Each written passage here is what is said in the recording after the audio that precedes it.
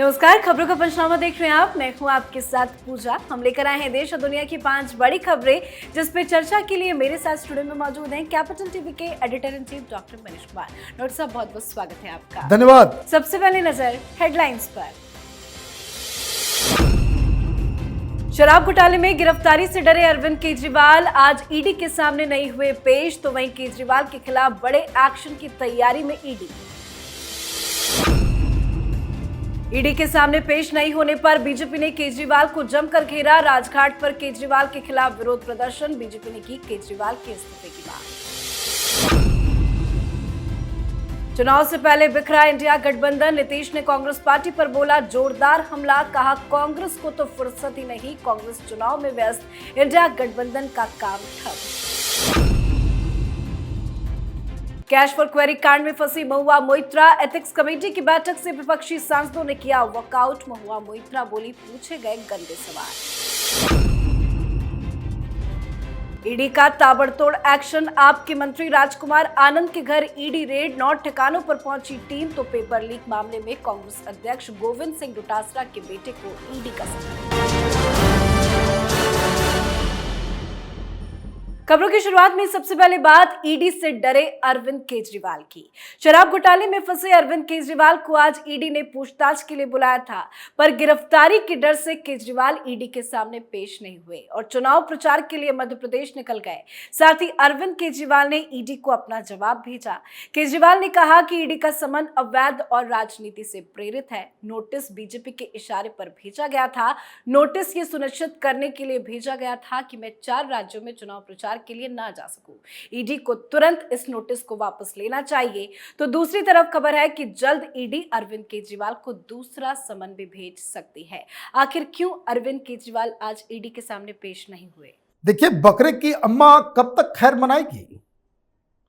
आप आरोप लगा रहे हो कि राजनीति से प्रेरित है, आपको चुनाव प्रचार करने नहीं दिया जा रहा है, इसलिए मैं नहीं जाऊंगा, ये नोटिस वापस ले लो।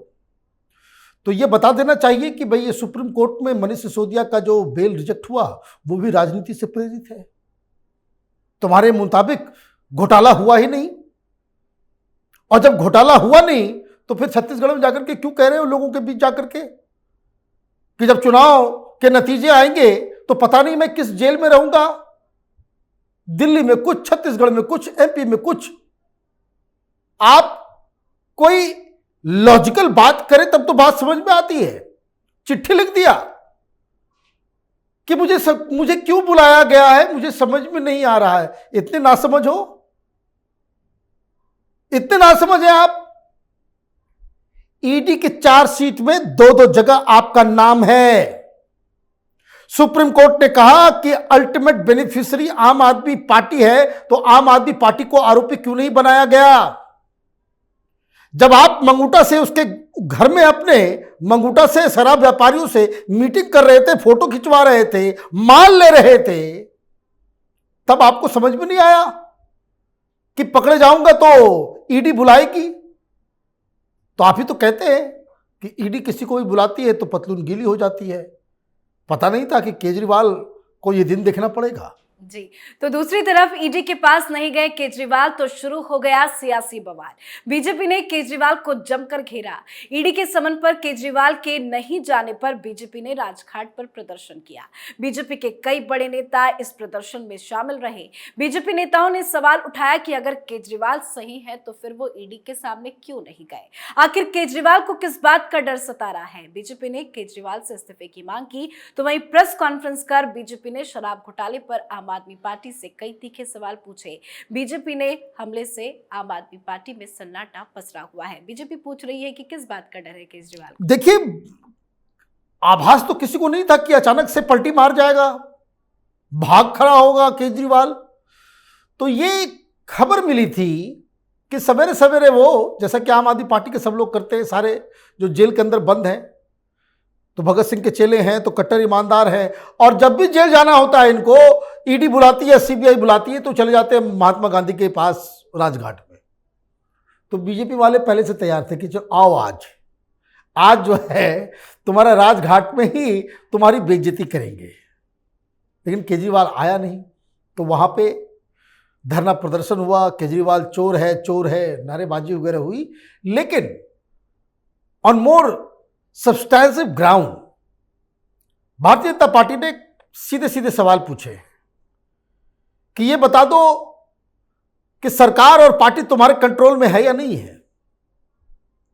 बेसिक चीज समझिए, आम आदमी पार्टी या उसकी सरकार दिल्ली में हो या पंजाब में, बिना केजरीवाल की सहमति के पत्ता भी नहीं हिलता।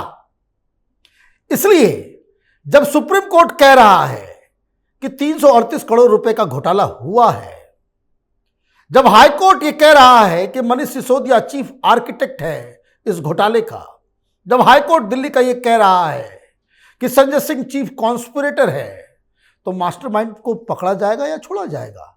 भारतीय जनता पार्टी को बड़ा अच्छा मौका मिला है, और अगर इस मौके को भारतीय जनता पार्टी गंवा देती है तो दिल्ली में वो वोट मांगने के लायक नहीं बचेगी। जी, अगली खबर में बात चुनाव से पहले बिखर रहे विपक्ष के इंडिया गठबंधन की। नीतीश कुमार ने इंडिया गठबंधन को लेकर चौंकाने वाला बयान दिया है और कांग्रेस पार्टी पर अपनी नाराजगी जाहिर की है। एक कार्यक्रम में पहुंचे नीतीश कुमार ने कहा, कांग्रेस पार्टी को विपक्षी एकता से कोई मतलब नहीं है, आजकल इंडिया को लेकर कोई काम नहीं हो रहा। राहुल गांधी की पार्टी को अभी 5 राज्यों में हो रहे विधानसभा चुनाव से फुर्सत ही नहीं है, ऐसे में गठबंधन पर बात नहीं हो पा रही। विधानसभा चुनाव के बाद इस पर बात करेंगे। नीतीश कुमार का यह बयान क्या इशारा कर रहा है? देखिए, इशारा तो बिल्कुल साफ है। 3 चीजें जिसे समझना है। नीतीश कुमार ने क्या कहा, कहां कहा और क्यों कहा।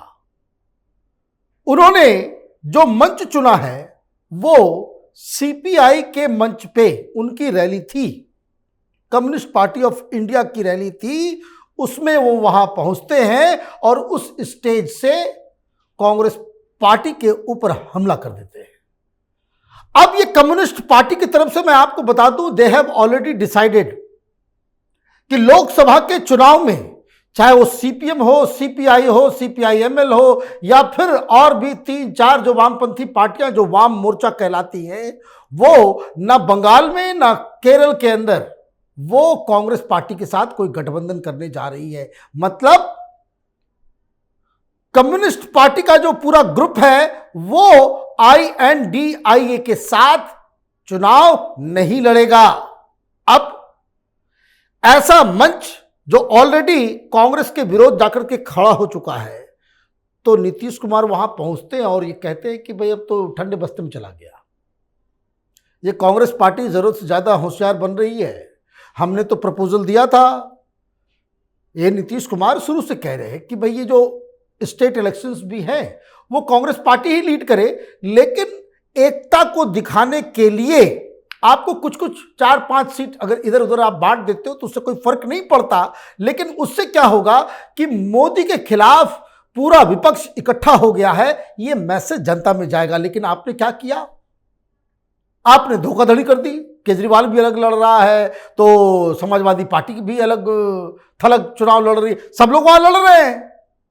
अब उन्होंने ये कहा कि भाई कांग्रेस पार्टी को फुर्सत ही नहीं है, तो इंडिया का कोई डिस्कशन नहीं हो रहा है।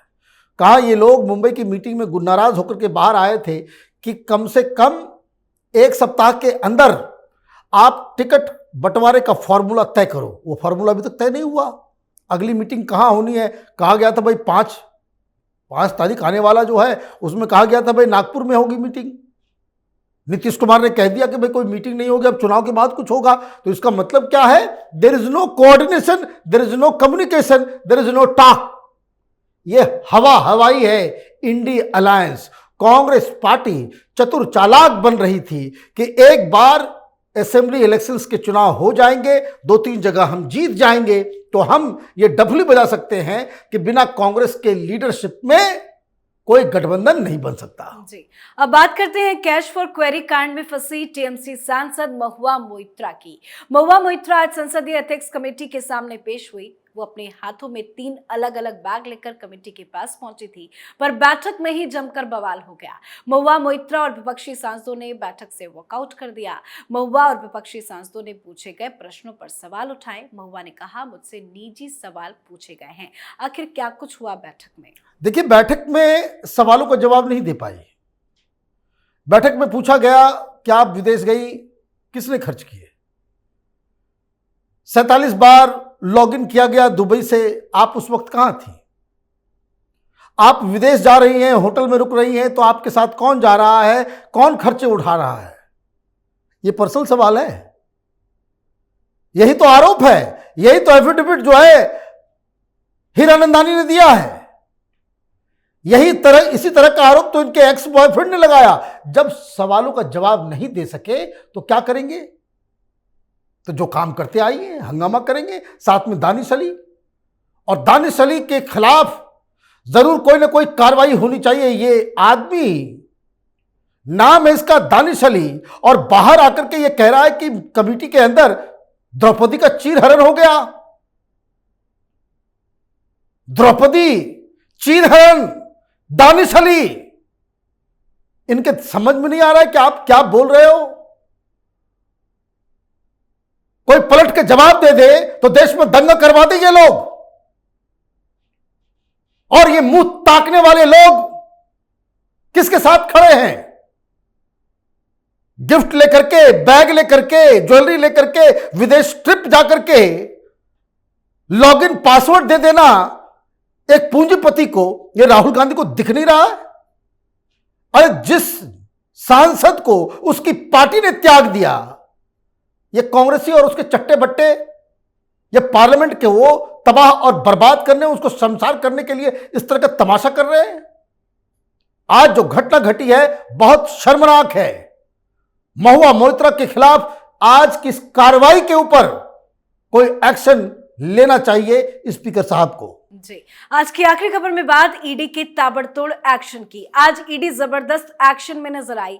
ईडी की एक टीम ने आज सुबह ही दिल्ली सरकार के एक और मंत्री के घर पर छापेमारी की है।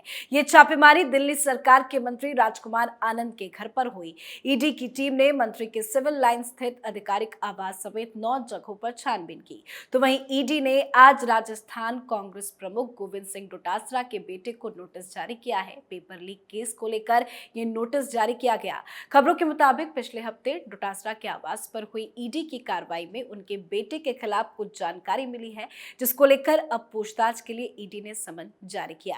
दिल्ली में रेड और राजस्थान में डोटासरा के बेटे को समन, क्या कुछ एक्शन में है ईडी? देखिए, प्रधानमंत्री ने तो आज कह दिया कि हम भ्रष्टाचारियों के खिलाफ कार्रवाई करते हैं, इनको चीख निकलती है। और ये नहीं मालूम था कि ये केजरीवाल ढूंढ ढूंढ के भ्रष्टाचारियों को मंत्री बना रहा है।